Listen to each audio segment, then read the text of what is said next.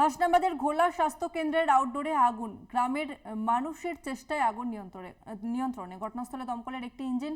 স্থানীয়দের অনুমান short circuit থেকে আগুন লাগার ঘটনাটি ঘটেছে। আর একবার জানিয়ে রাখবো, শর্ট সার্কিট থেকেই আগুন লাগার ঘটনাটি ঘটেছে এমনটাই অনুমান করছেন স্থানীয় বাসিন্দারা। হাসনাবাদের ঘোলা স্বাস্থ্য কেন্দ্রের আউটডোরে আগুন। হাসনাবাদের ঘোলা স্বাস্থ্য কেন্দ্রের আউটডোরে আগুন, গ্রামের মানুষের চেষ্টায় এই মুহূর্তে আগুন নিয়ন্ত্রণে। ঘটনাস্থলে দমকলের একটি ইঞ্জিন। স্থানীয় মানুষদের অনুমান শর্ট সার্কিট থেকে আগুন লাগার ঘটনাটি ঘটে।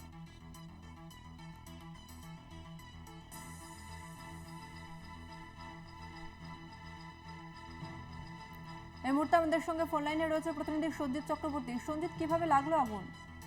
দেখো, এখন প্রাথমিক অনুমান দমকল এবং পুলিশের যে শর্ট সার্কিট থেকেই আগুন লাগতে পারে বলে তারা অনুমান করছে। ইতিমধ্যে তদন্ত শুরু হয়েছে যে উত্তর 24 পরগনার যে হাসনাবাদ ব্লক রয়েছে, ঘোলা যে স্বাস্থ্য কেন্দ্র রয়েছে, হঠাৎ আউটডোরে আগুন দেখতে পায় স্থানীয় বাসিন্দারা। তড়িঘড়ি এসে তারা কিন্তু আগুন নেভানোর চেষ্টা করে। প্রথমে ধোঁয়ায় ভরে যায় এলাকাতে, তারপরে সেই আগুন দিক করে জ্বলতে শুরু করে। তারপর সাধারণ মানুষ এসে যে যার মতো তারা আগুন নেভানোর কাজটা শুরু করে, যে যার মতো জল দিয়ে।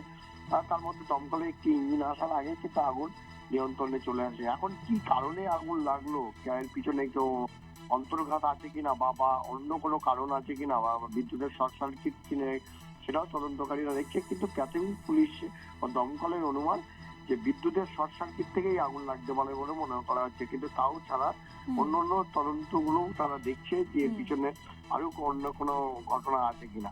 ধন্যবাদ তোমাকে সঞ্জিত।